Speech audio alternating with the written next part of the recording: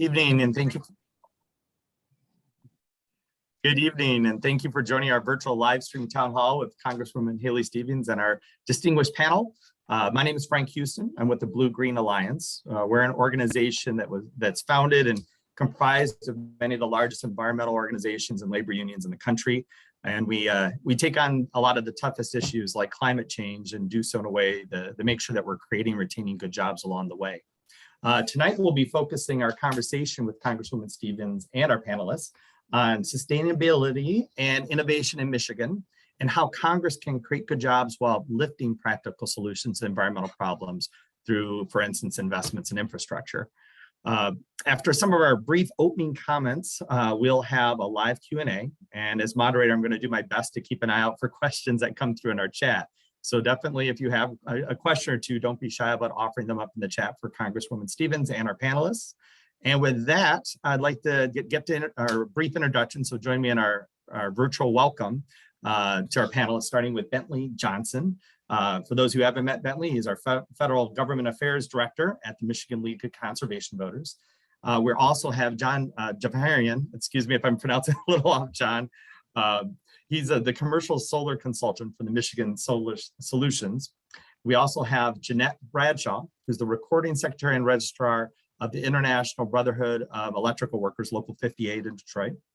And of course, we are blessed to have our 11th District Congresswoman Haley Stevens. And before I turn it over to you, Congresswoman, I do want to say on behalf of the Blue-Green Alliance that I particularly want to thank you for your leadership and efforts to promote and protect good manufacturing jobs in bringing these necessary, long overdue resources needed for Michigan's crumbling infrastructure. I also just think it's worth noting for everyone that we're very, very fortunate to have you as chair of the Research and Technology Committee. It's just such an important position for Michigan to have a seat at the table, and not just at the table, but in leadership in that committee. So just want to thank you and recognize all your good work. And with that, I'll turn it over to you, Congresswoman, for a kickoff. Great.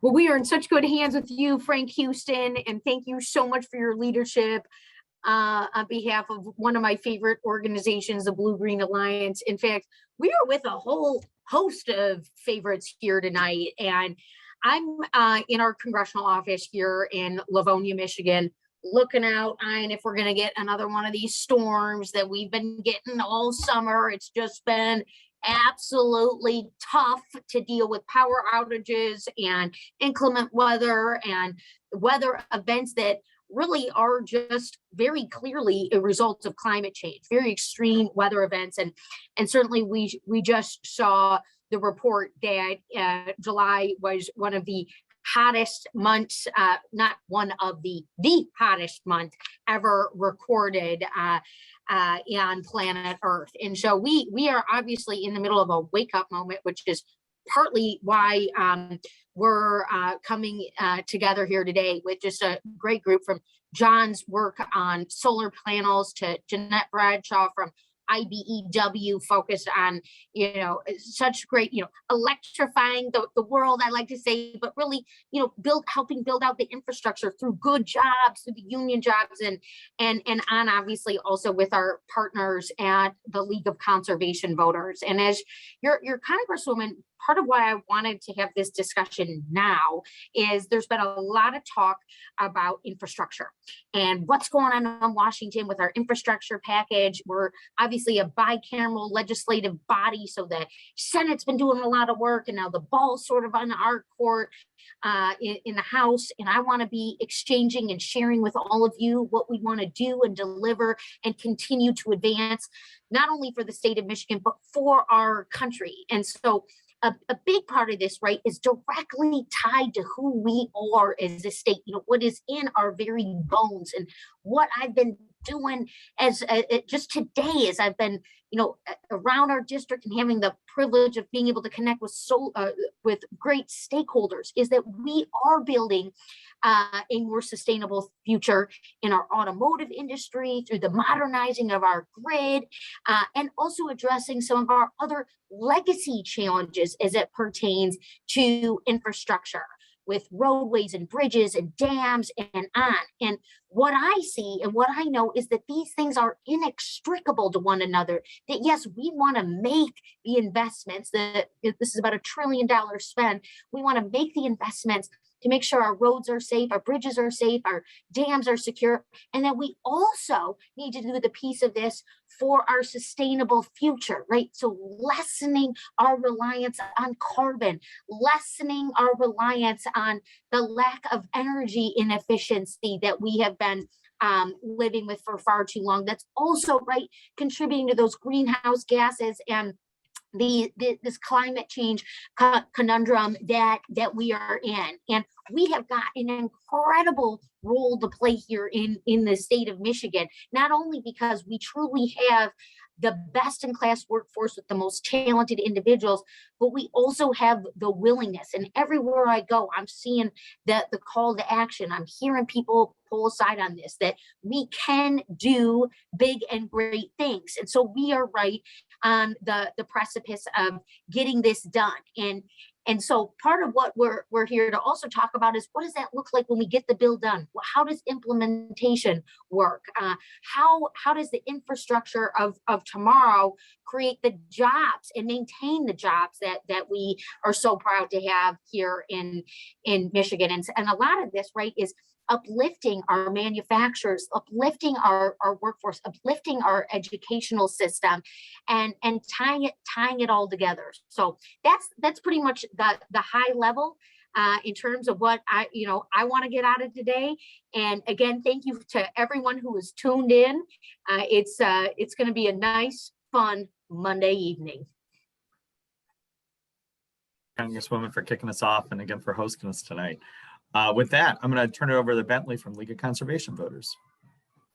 Thank you, Frank, and thank you, Congresswoman. It's such a pleasure to be here talking about these important issues, and really it's exciting because it's an opportunity. And when when Michigan LCV is talking about climate change, often it's like a very downer conversation, because it is a crisis, it is real, it is happening as we speak. But it's also an opportunity to transform our economy, provide a better future for all of us, and create jobs and center justice and equity. So I'm excited for this. A word about Michigan LCV. I've actually got our national partners logo in the background here, my virtual background, League of Conservation Voters. Here at Michigan League of Conservation Voters, we are the statewide nonpartisan political voice for Michigan's air, land, and water. And we do that by engaging and convening and educating decision makers and voters, and holding decision makers accountable, and even helping to elect those, especially those statewide those state decision makers. But we are all hands on deck for this moment with climate change, and this moment to protect our water and address a lot of the problems that we've seen here in Michigan with our water. And in Michigan, a lot of the climate impacts are water impacts. The Congresswoman mentioned the flooding in Southeast Michigan. It's related to the energy grid, because the severe weather that causes the flooding can also knock out power, which is crucial, obviously, in many ways, but not the least of which is powering the pumps that pump out the water. The globe's scientists from all around the world have sounded the alarm, a kind of a final warning. Code red for humanity is what they called in this recent report. And we know we had to act yesterday on climate, but today and tomorrow is the next best time. A lot of these impacts are irreversible, but scientists are saying we can do a lot to prevent the worst scenarios, and it's up to us, and that's a great opportunity. So showing the international community that the US is serious, and backing it up with a strong budget and strong investments that take aggressive action is critical. And we've got things like international climate talks this fall in Glasgow. So the good news is we're seeing action in Congress, thanks to folks like Representative Stevens and her colleagues in the House and Senate. Congresswoman Stevens is a leader in all things related to technology innovation, autos, research and development. The engagement with the manufacturers is absolutely critical to making sure that Michigan is in a position of strength if we can enact the policies to protect our assets. And those assets, like the Congresswoman said, are our people. It's our expertise and our health, but it's also our unique natural resources, the abundance of fresh water that we have. So it's encouraging to see that Congress has already moved on bipartisan infrastructure legislation, and as well as a separate but complementary budget bill, this budget resolution that will really tackle our climate crisis and do other things to protect our water, create jobs, advance electric vehicles. I mean, really, that's the future, and Michigan is primed to be world leaders in the EV sector. And so investing in EVs in our mind is investing in Michigan's future and creating those high-paying union jobs along the way. So the transition to clean energy has started. We need to jumpstart it with both the bipartisan infrastructure bill, but especially this budget resolution. It's absolutely critical that Congress invests in climate, clean energy, justice, and jobs at the scale that science demands. So this really excited about this once in a generation opportunity. And I really believe that we will begin to start treating the climate crisis like the crisis that it is, and truly build back better. So I'm going to kick it back to you, Frank, and excited for the discussion, excited for all the questions out there. Thanks. Bentley. With that, let's turn it over to John with Michigan Solar Solutions. Floor is yours, John. Thanks, Frank. I want to thank the Congresswoman and the group here for inviting us to participate today, myself specifically. I want to say that being here on this forum is such an exciting opportunity to an environmentalist like myself, because ultimately, no matter what the goal or intention of your organization may be or who you represent, this is a crisis that affects all of us, and to be part of the solution is exciting for many, many reasons. I'm here representing our company, Michigan Solar Solutions. We've been a provider in the Lower Peninsula of Michigan for behind-the-meter solar installations for residential and commercial businesses since 2007, when we first had metering laws introduced in this state. And since then, we have expanded to solar, batteries, car chargers, and have put over 7 megawatts of power onto the Michigan grid across multiple utilities. That being said, I'm really excited to engage with some of your questions here, help bring some extra light to the solar questions you might have here today, especially as it pertains to the policy. We've got so many opportunities at both the Michigan state level and at the federal level to improve our policy around solar panels, and it's so critical, because at this point, there's no question that we are at a code red, and the fastest way to reducing our carbon emissions is with renewables. It's no longer inefficiency work where we saw Energy Star come out of the 70s and 80s in this country. That work should be continued, but the big opportunity on the table is renewable generation. So excited to support that sector here with you all. Thank you, John. With that, let's turn it over to Jeannette from IBEW Local 58. Well, thank you. And I want to thank the Congresswoman for the invite to be on this panel today. I'm going to keep it short and sweet. The International Brotherhood of Electrical Workers, has been doing electrical work for over 100 years in the United States. And whether it is on lineman work or whether it's inside myself construction, I've been in the industry for over 20 years on the construction side. But more importantly, we need to have strong labor standards when we're going into this field. And we need to address the fact that we need to not only train the next generation, but that generation needs to represent the workers in the state of Michigan, which is not just my fellow panelists, but like myself, women and minorities coming into this industry. But we want to make sure that we have the labor, we have those strong labor. We're not misclassifying, we're not having worker misclassification, that if we are using federal dollars, that we are following Davis-Bacon, that we are also, one of the things that IBEW does, and we have on the federal side, is local hire, making sure that we are good stewards of taxpayer money when we are putting in these projects. So short and sweet, thank you for letting me be here, and I'm looking forward to these questions as I see them pop up everywhere. So thank you. Thanks, Jeannette. I think that actually that's a great transition to our first question that I was going to pose to y'all. It's from Tina with the Environmental Defense Fund, or Action Fund, I believe. And her question is, clean energy jobs pay 25% more than the national employment average. How do you plan to help more constituents, including women, get trained to attain these better paying jobs and support this growing industry? And I was going to give for questions, I was going to give the Congresswoman an opportunity to weigh in first, and then we'll pick it. I think maybe John, if you want to take first crack at this one, and then we'll move along to other panelists who'd like to weigh in. Yeah, that's great. Yeah, now I feel like everyone would have something to say on this front. First of all, at a very high level, I think this question from Tina is absolutely brilliant. This is a we want you moment. We want your talents, we want your energy.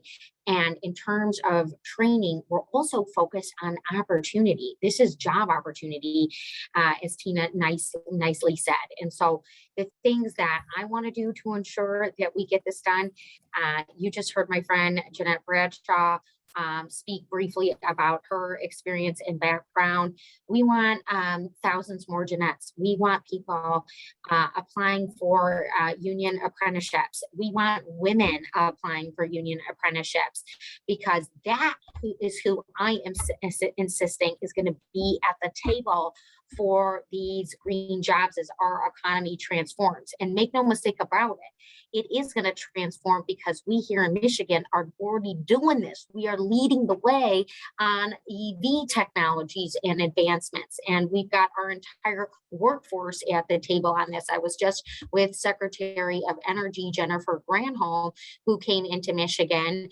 And when we start to talk about this being a code red moment and a wake up moment, it isn't all doom and gloom. This is the plight of saying that we can turn our biggest challenges into our biggest opportunities. And to the very specific notion of what we do about encouraging women to get involved, we need to establish and leverage the networks that exist. Every single person who's representing an organization on this a Zoom panel here tonight for our town hall, they know their organization has a role to play in this, and that we need to empower and utilize our networks and carve out that space and meet people where they're at. Single moms, single dads with daycare issues, this is things that we are working on every step of the way in the Congress. That's why we're taking this very holistic approach here. But I really believe there's going to be something for everyone, but part of this is also about being intentional and making sure that everyone is sitting around the building blocks of the policy formulation as we are formulating the policy. Part of why we're chatting here tonight, right? Why we're coming together, because we are going to be passing these bills. We are going to be implementing them. And we've got a state of Michigan who's got to have the, right to work repealed and the Davis-Bacon reinstalled, so that when we get these infrastructure dollars, that's how we do it. I'll stop. Thank you, Congresswoman. Please keep doing it and saying it. I know, John, you wanted to answer this question too, and I was thinking maybe Jeannette might want to chime in as well. Yeah, that's certainly, Frank. I think Jeannette will have a very unique outlook on this one specifically, as well as I feel that I also have a unique outlook on this one. And quite frankly, I feel that there is already quite a bit of opportunity out there that may even be unknown at this point. Specifically speaking, from the solar industry, we've already seen national level organizations come to the surface in certifying energy professionals. The biggest one that comes to mind is the North American Board of Certified Energy Practitioners, or NABCEP certification. People like to call it the gold standard of education in the solar industry, but with online classes, testing, and some discipline, it really is accessible to almost anybody out there to take on and learn a new trade. While it may not be as hands-on as some other programs that we see coming out of the Midwest, like the Midwest Renewable Energy Association's training courses, which specifically target veterans and women to come in and get a hands-on learning of the mechanical installation principles of solar. So I want to say that there are already opportunities for education outside of our higher education universities and colleges in this country.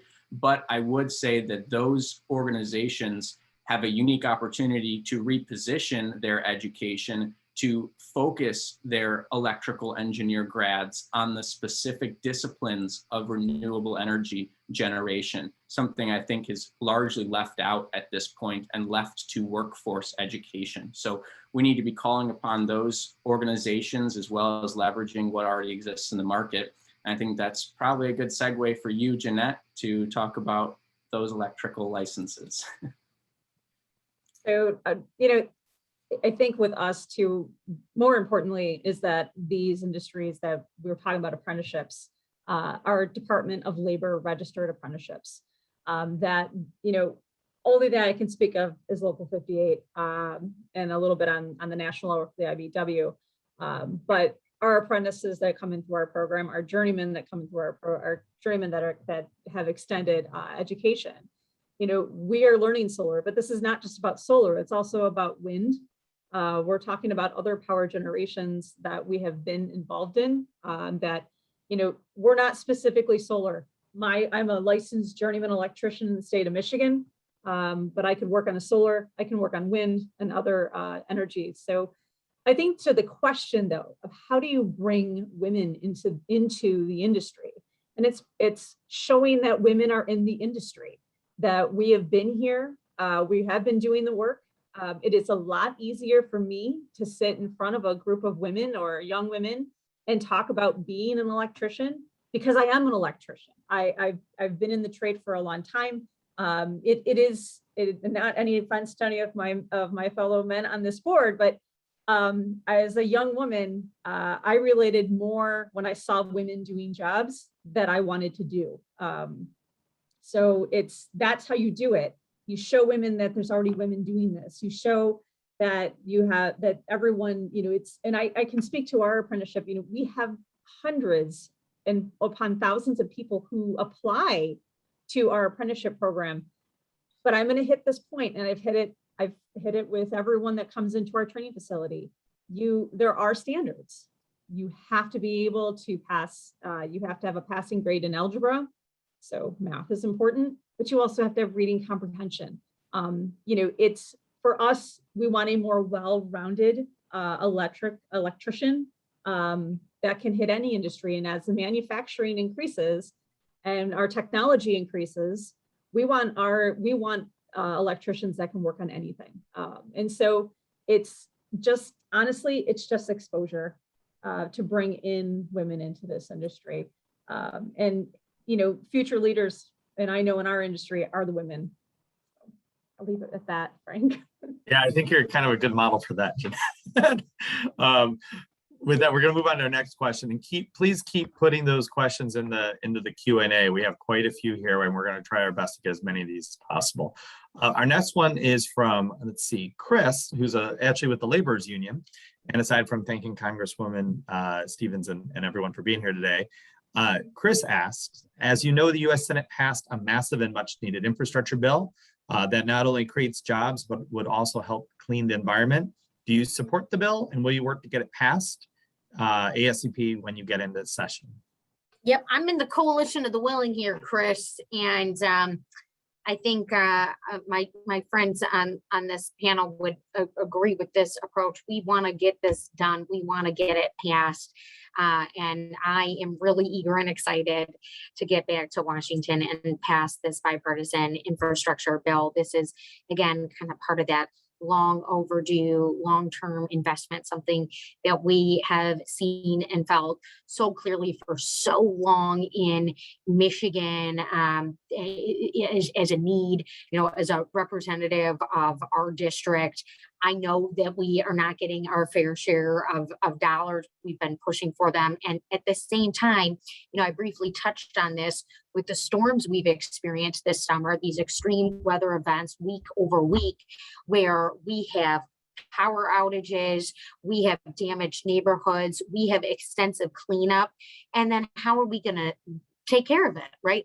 Who pays for it? Well, we're all paying for it again. And it's not just say, hey, we want to continue down this path, but what we want to do is become sustainable. And that's one, lower the emissions, prevent this increasing rise in temperature, right? All this humidity, this is something we used to get in the swamp out in DC, right? It get really, really humid and then boom, a big rainstorm. Well, in a state like Michigan that's surrounded by all this water, when it gets so humid and so condensed and the air pressure, boom, boom, boom, we get these storms. We don't even have time for the tornado warnings to go off. So we're already paying for this. That's why I want to get this infrastructure bill done. I'm really proud of the work that Senator Peters and Senator Stabenow did on this. I was glad to see it be so bipartisan. Isn't that something that we wanted in this country for a long time? And I'm ready to do it. And I'm ready to vote on all the priorities, frankly, because I don't want to splice hairs. I just told them, I said, I'm ready to get done. I'm ready to do the next phase too, because we got to clean up the lead in our water. That's another thing I'm working with LCD on. And I know with, my friends in labor, in the workforce too, I got, companies, construction companies down here, all this good stuff. People want this. They want to get going. They want the job opportunities as well. So the longer we wait, the more we're kicking the can down the road. Let's vote. Let's go. Let's do it. Congresswoman, and Bentley, I was going to offer you a chance to add in. I know League of Conservation Voters has been working on this extensively nationally. If you want to offer a few comments. Yeah, I would say what's really exciting, in addition to those investment, the bipartisan infrastructure bill, in addition to those investments in reliability and resilience for our grid, which the Congresswoman just explained how that's so critical, as well as the investments in electric vehicles, especially the charging infrastructure, which we know is key to unlocking, getting over that range anxiety or planning out your family vacation and wanting to drive there and being able to charge up easily and quickly along the way. But we also know that the path to climate action needs to be comprehensive and holistic from our natural systems. And so that bill also contains, major funding for Great Lakes restoration, $1 billion in there in additional funding for Great Lakes Restoration Initiative. And that and money also can be used for sewage and drinking sewage treatment and drinking water infrastructure. But unfortunately, in our view, it's not enough. And I would say, especially on the climate front, but on other pieces as well. I think some folks were disappointed to see from the president's proposal that he put forward, $45 billion in lead service line removal, and that got pared down significantly. So there's efforts to try and plus things back up. There was a lot left on the table. Things like a civilian climate corps, modeled after the conservation corps, back earlier in the last century. Are ways to get people involved in the clean energy in a just clean energy transition in a way that they can see themselves and they can do the work, as Jeannette was speaking to, that they may already be doing, whether it's electrification in homes, efficiency, installing heat pumps, capture, agriculture, putting solar panels on agricultural lands or using agricultural lands to be part of the solution for climate. So there's so much more in the 3.5 trillion budget resolution that we need to see, and that this moment really needs and deserves to get done. So we're ready to stand with our champions and really finish the job here next week and into the fall. Unless one of our panelists speaks up add in that you want to add something, I'm going to move to our next question. So for our next one, we've got Sandy, and it's an electric vehicle question. How safe are electric and hydrogen vehicles compared with gasoline-powered vehicles? And what are the safety risks, health risks of these new technologies? And what is being done to mitigate those issues for consumers. I think this one's right up your wheelhouse, Congresswoman. Yeah, no, absolutely. I will tell you on the EV front here, and just today I was with this new enterprise over in Wixa, XL Fleet. They are an electric vehicle entity. They're a company that's doing plugins for trucks, small trucks, and the shipment of trucks. And they just expanded their R&D operation out here. This is something I was talking about with Secretary Granholm as well. And the big deal is that we have, we're talking about safety, and we are obviously seeing that EVs are just as safe as conventional combustion engine vehicles and engines that use diesel fuel. This is according to more and more studies. But this is why there's going to be a huge role for us here in Michigan, because of the supply chain we have here. And again, on workforce, we've got to do quality. We've got to do testing. The Insurance Institute for Highway Safety reports that injury claims are actually lower, like substantially lower and less frequent for EVs. And so when we start to think about infrastructure, and this is where I spent the other part of today, right, which was thinking about the modernizing of our systems, how we're going to charge these cars, how we're going to pay for it, how we're going to make sure, and I got to sit down with my friends at IBEW on this too, how we're going to make sure we've got those safety standards in place too, so that we don't overtax our grid. We've seen this in different systems around the country, thankfully not here in Michigan yet. And I'm going to tell you guys something. This is a 21st century moonshot. We are rehabbing our infrastructure right now, being led by our workforce, our talent, our ingenuity to say, hey, there's going to be an EV opportunity for you here. There's going to be a way in which you can lower your carbon emissions and actually drive a really cool new car. And by the way, plugging in at home, just like when we in the 70s started getting all this air conditioning in the homes, right? Now we're going to have all this, the plug-in, the charge up opportunity. And again, those are going to be the jobs. Those are going to be this exact kind of what we're doing. But the safety question, I deeply appreciate that. We don't want to be willy-nilly here, and we want to continue to use our quality and our testing. People don't realize what goes into the combustion engine. Well, we're going to do the same thing in terms of testing and quality.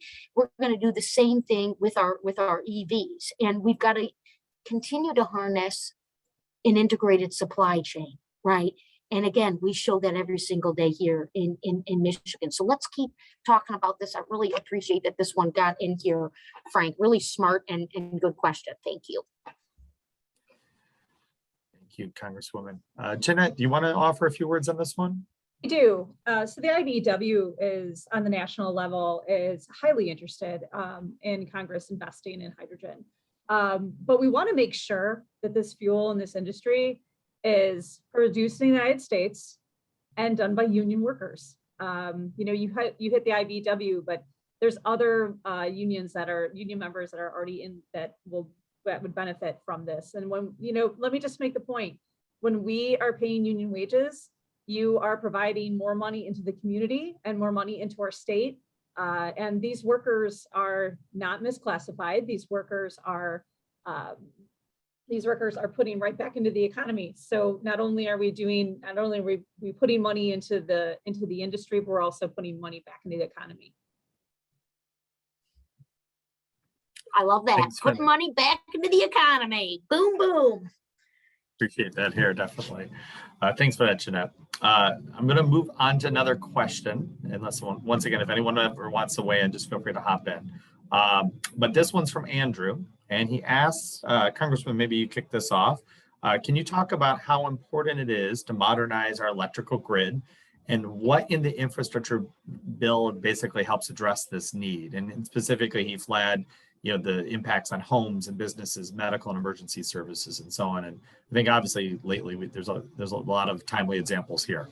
Right. No, absolutely. So that let's be clear here. Our infrastructure bill, the bipartisan infrastructure bill, has $73 billion in power grid spending for these purposes. So this is a very significant investment. It will take a lot of coordination, a lot of human capital, and it certainly probably won't be the last of it, but it will set us up for a better and stronger system integration for when we start to see, as the industry analysis is showing, the increase in EVs that are going to be on our roads.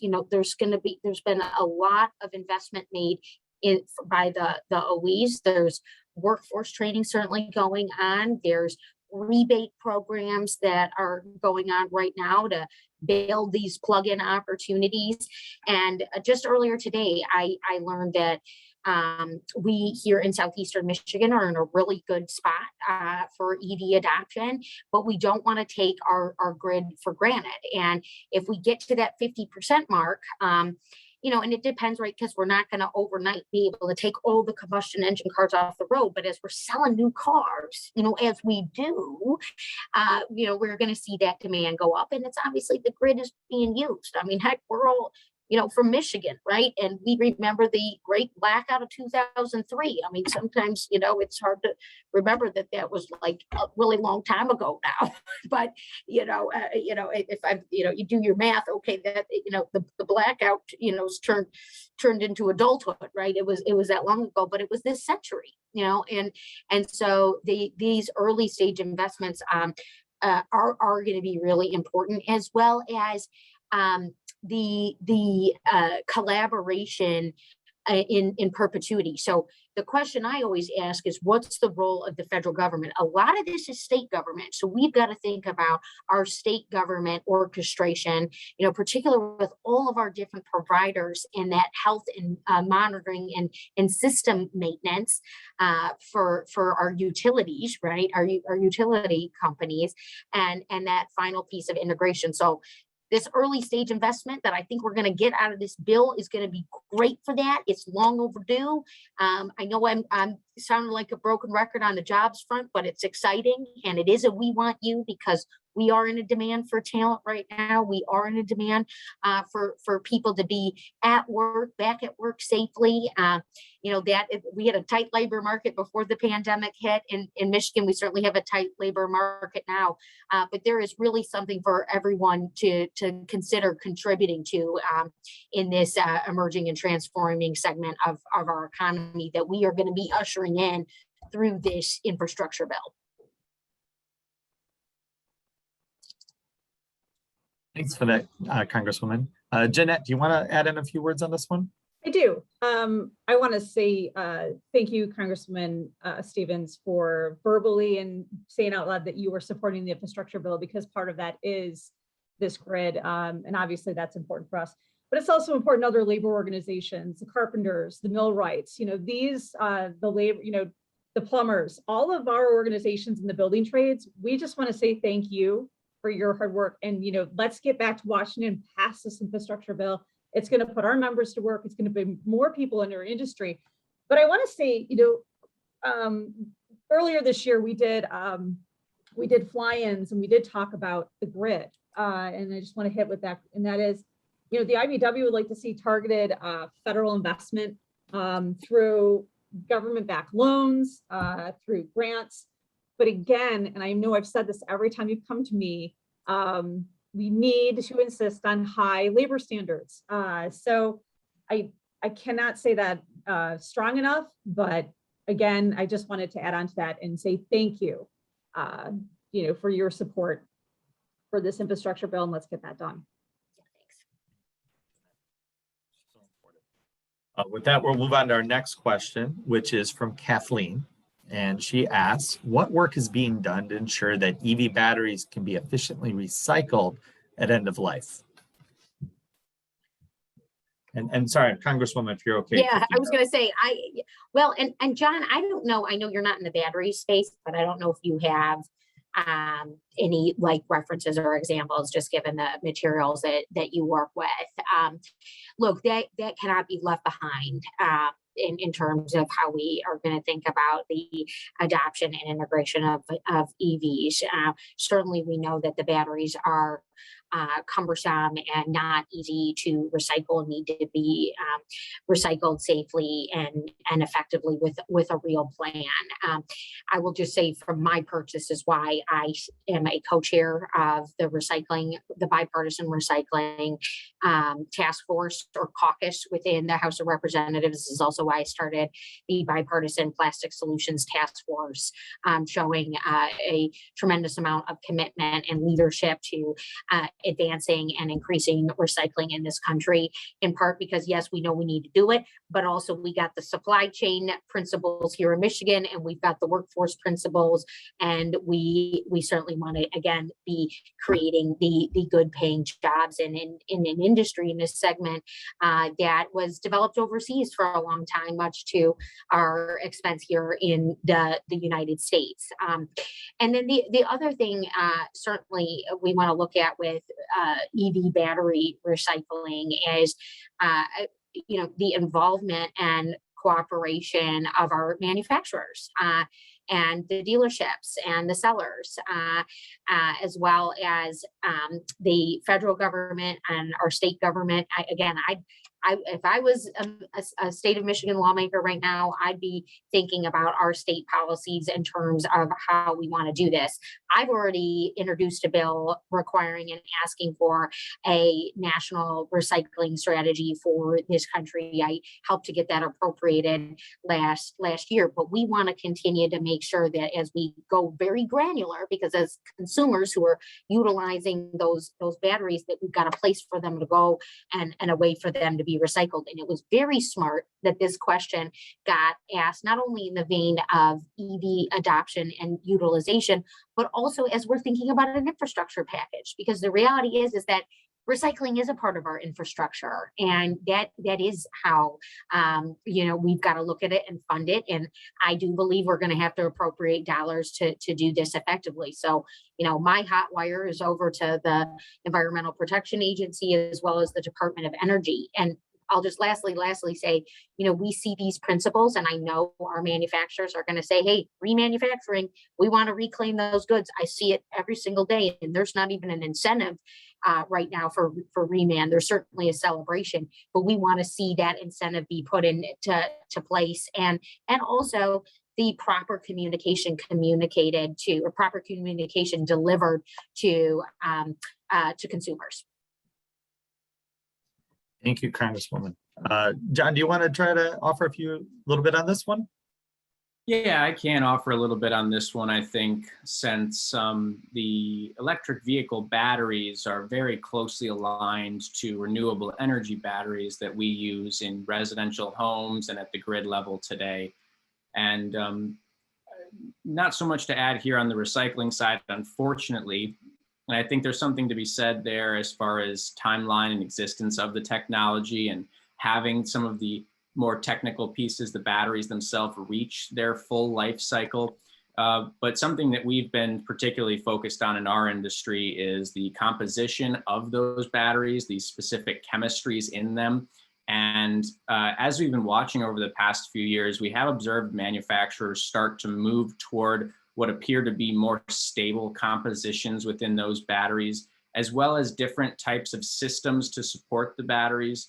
For example, something recently, we're starting to see passive cooling systems in the batteries as opposed to active cooling systems, active being with a fan to physically cool that battery down, so that in case that fan fails, you have a cooling system within the passive cooling system, non-reliant on that. So we're starting to see some of these things come about, but I think that there's a huge opportunity for the research and development going on in the auto industry, and how that can be side by side into the research and development going on in the renewable space, because ultimately both are going to need energy storage to thrive.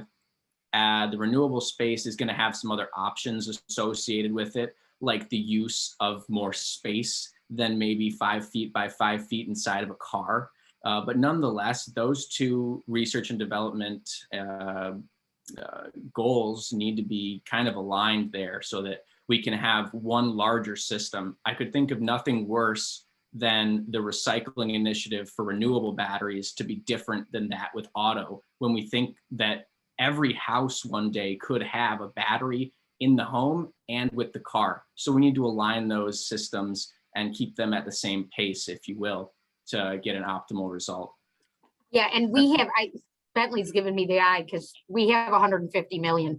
I left that out in the BIF, in the bipartisan infrastructure plan for the minerals and battery recycling. So, we actually, are going to be, when we pass this, putting ourselves on that trajectory as well. And if I could add one more thing, we're actually starting to see the recycling of used batteries into like renewed battery systems. Oh. Just recently, a startup out of the West Coast, I think it was San Francisco, they reached out to us to ask about where our batteries go at the end of life.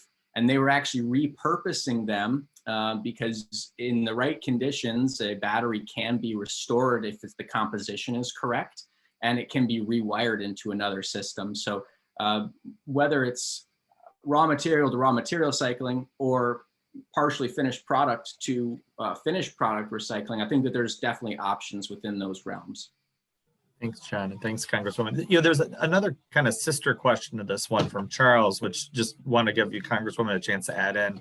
And basically, Charles's question was just, since wind and solar are intermittent, storage is key, right? So like, where does battery storage and manufacturing and jobs related to those fit into this vision going forward? So maybe, Congresswoman, if you have anything else you wanted to add in on this. Yeah, look, I think that we are at a really pivotal moment right now, and this is kind of all hands on deck. You can see from the diversity of panelists that we have here and important perspectives. I know that this is a culmination of years of work.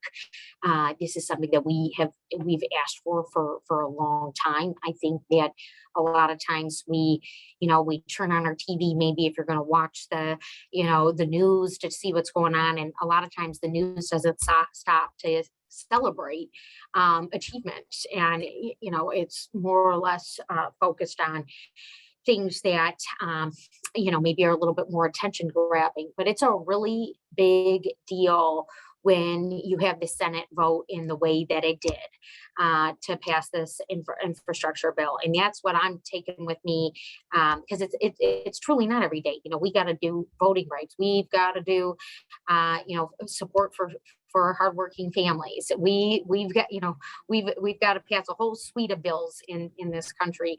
And yet for the deliberative process that the Senate pursued allowed, for someone like Mitch McConnell to, Chuck Schumer to vote for this legislation. And I think we do want to see it get to the president's desk. And it doesn't mean that we're going to just stop there.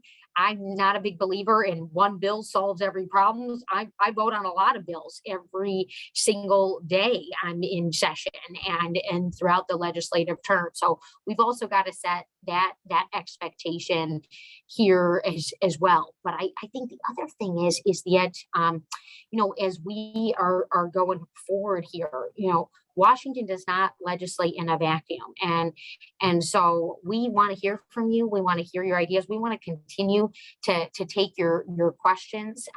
And that's not just me as your Congresswoman. I would say that particularly the League of Conservation Voters and Frank with the Blue Green Alliance, my friends at IBEW and John's entity, I don't want to open you up to a bunch of constituent requests, but obviously you've shared your time here tonight, and that accessibility and that collaboration going forward is going to be really important to us. And lastly, let me just say there's going to be a real Michigan element to this. And so the leadership that we've seen and we'll continue to see from Governor Whitmer, she's going to be putting out, again, I was just getting briefed on this today, a big climate action report. She is also taking recommendations right now through her mobility and electrification working group from a host of very prominent stakeholders about some of these questions that we were getting asked here today about electric vehicles. And folks, I saw it today. I was with this XL fleet, all right, and I got another company, Electric Last Mile Drive Solutions. XL's over in Wixom, Last Mile Solutions is in Troy. Both of these entities have said, we want to be in Michigan. We want the talent here. We know this is emerging from here. They are leading it here, and we got to be a part of this ecosystem. And so they're plugging in and working with our other automakers because they're doing the shipping and the trucking delivery vehicles and all this. Well, that's really exciting. And, and John too, you're seeing this in your field as well. And obviously there's national demand there's national demand, but guys, we have transformed the world before here from Michigan, and don't forget, see, Silicon Valley did digital, they're ones and zeros. So we deal in capital intensive industries, right? We, we got the big equipment, we got the testing, we produce, the cars are coming out on an app. All right, the car's coming out because of all these integrated manufacturers coming together, and this is what's so cool about the battery recycling piece and the infrastructure bill, because we're looking at the minerals too.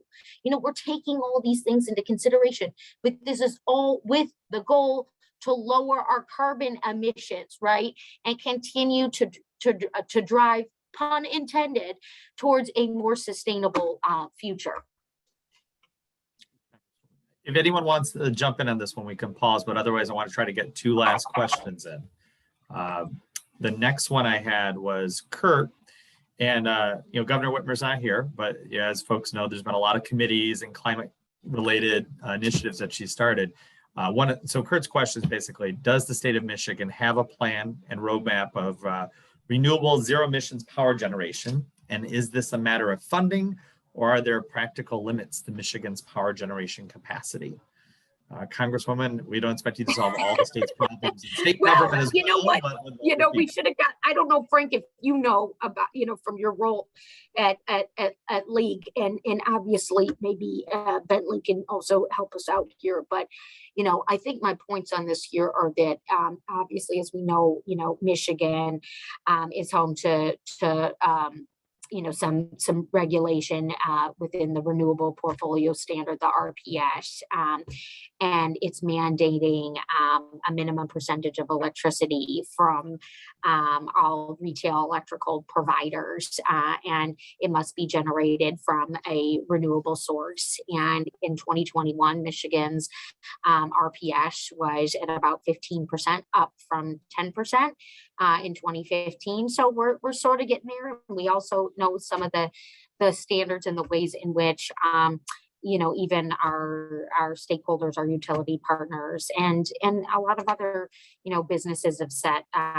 some goals to that point. But that renewable portfolio standard, I obviously that's a benchmark, but the consideration about what might need to also evolve or continue to transform here. Not to put you on the spot, Bentley, but if you have any additional tidbits on that front, we'd be all ears.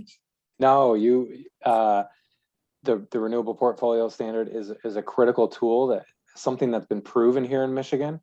To the question, yes, there is a roadmap that Governor Whitmer and the state of Michigan has laid out. She's termed it the My Healthy Climate Plan, as in MI Healthy Climate Plan, and I'll drop a link where people can check out more information about that. But yeah, essentially the governor and the state has recognized the urgency to make Michigan carbon neutral, and not just in the power sector. We're talking about full economy-wide decarbonization. By 2050 is the goal that she set, with milestones in between that, and I am confident that we can hit that and do better than that. And actually, the President Biden has made commitments to the extent of like 50% and cut in overall climate pollution by 2030. and and other milestones. So together, from the local, state, and federal, we've got folks working towards these roadmaps, and it can be a success with the right investment, with the right flexible policy tools, making sure Michigan is focusing on our strengths and putting us in a good position, and then remembering how critical it is to address the pollution that we have in our communities. And especially in disadvantaged communities and Black and brown communities, they get hit first and worst by the climate impacts, but impacts of all shapes and sizes when it comes to pollution. So it's really important to also, as we're looking at this just transition, we're looking at this roadmap, that we put justice and equity at the center of it. And I'm also proud to note that the governor, alongside her goals with her executive actions, she established a Council on Climate Solutions, and she'd also before that established a Michigan Advisory Council on Environmental Justice, which I'll give a shout out to Frank for serving on.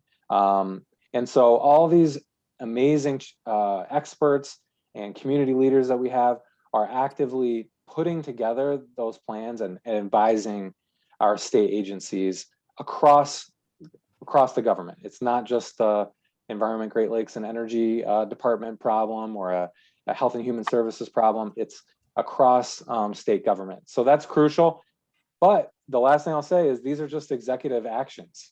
These are for, during her term, to make them last and to make them work over a longer roadmap. We do need legislative action, I would say, at the state, federal, and local level.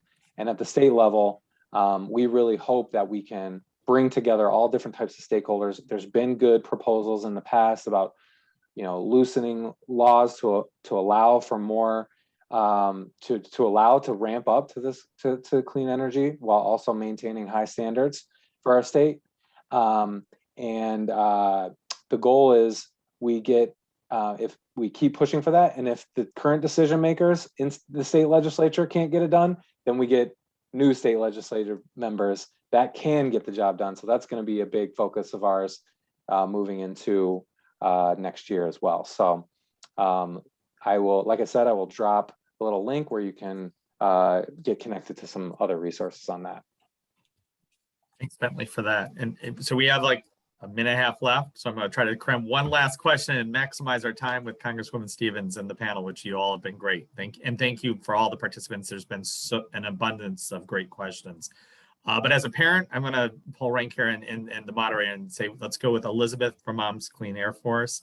Moms are concerned about all the extreme weather events and climate crisis now. She highlights superstorms, extreme heat, flooding, wildfires, and more issues are obviously harming communities every day.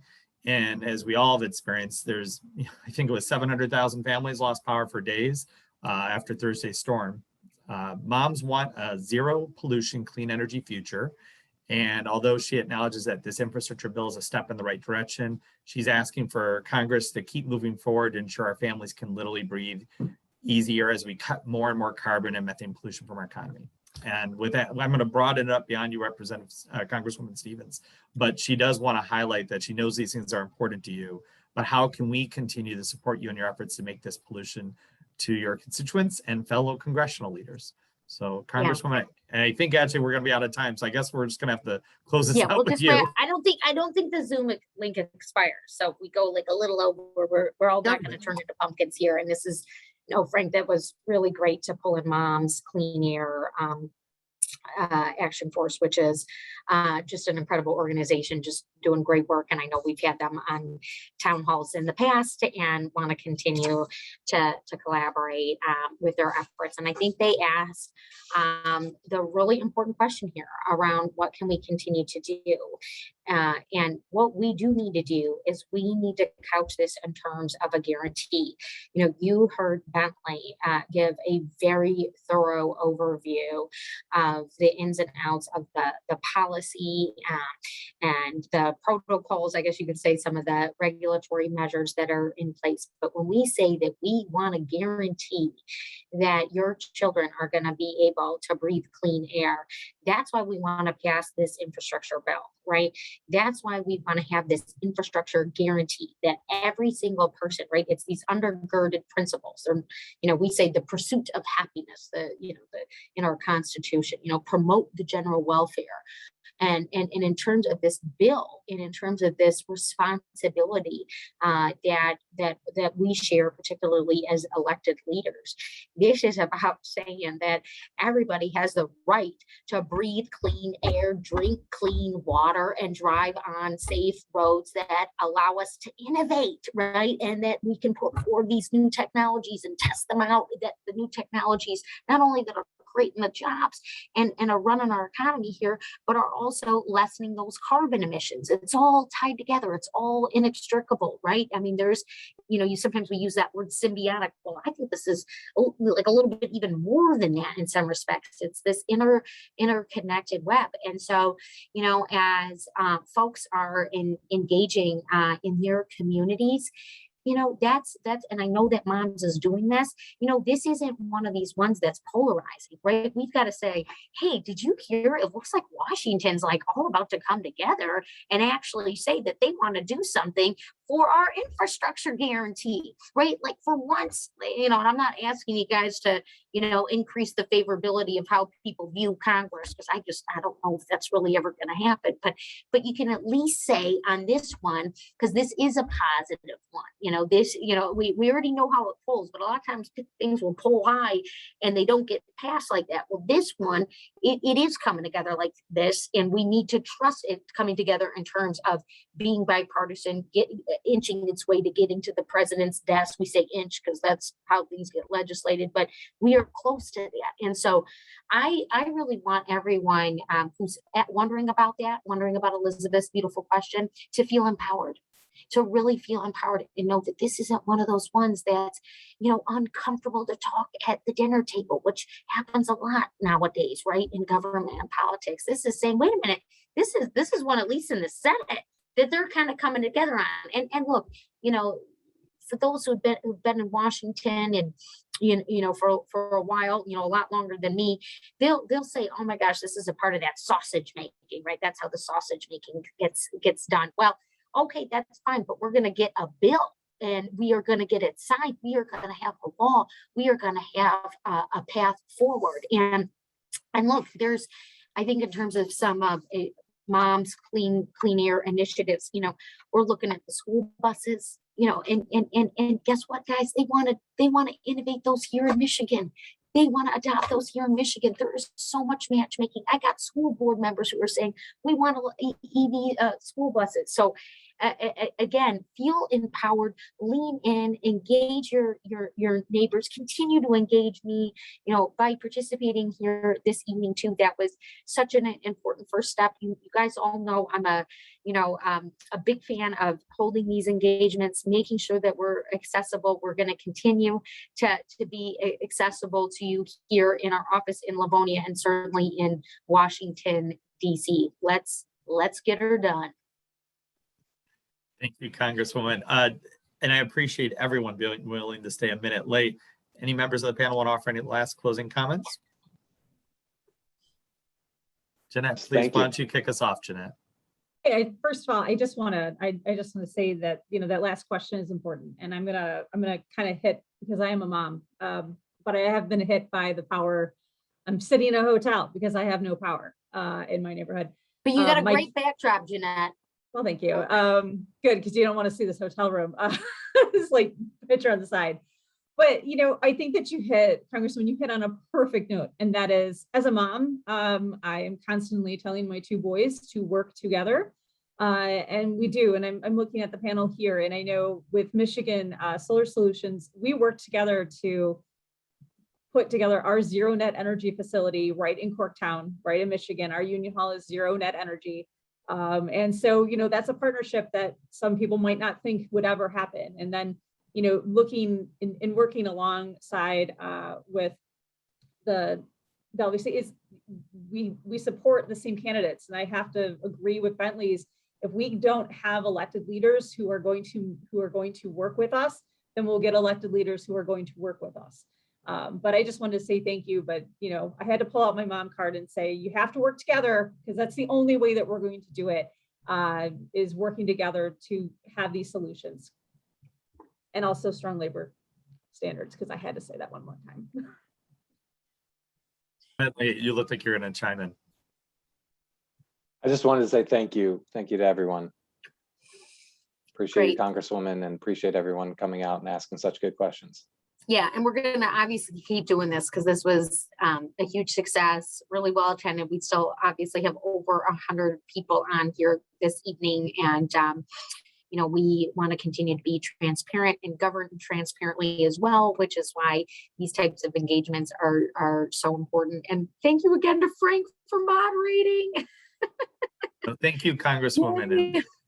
And thank you to all of our panelists, John, Bentley, Jeannette, and the Congresswoman. Thank you for all your work. Thank you for all the attendees and all the robust questions. And please don't hesitate reaching out to any of us with further follow-up. And with that, thank you, Congresswoman. Again, we are very, proud and lucky to have you serving for us and making sure that that we maximize the benefits of all this work for Michigan. And that, I know you know this, but this isn't a time for half measures. This is the generational opportunity we've all been looking for to address these tough issues. And I for one, at least, just feel very fortunate to have you representing us. So thank you for all your work. Appreciate that. And with that, any closing words before we part? I think we're ready to rumble. Thank you all. Yeah, well, hopefully not rumble. No more storms. All right. Sorry. Yes, everyone go back to clean out their basements and so on. Thank you, everyone. Thank you, Congresswoman. Cheers.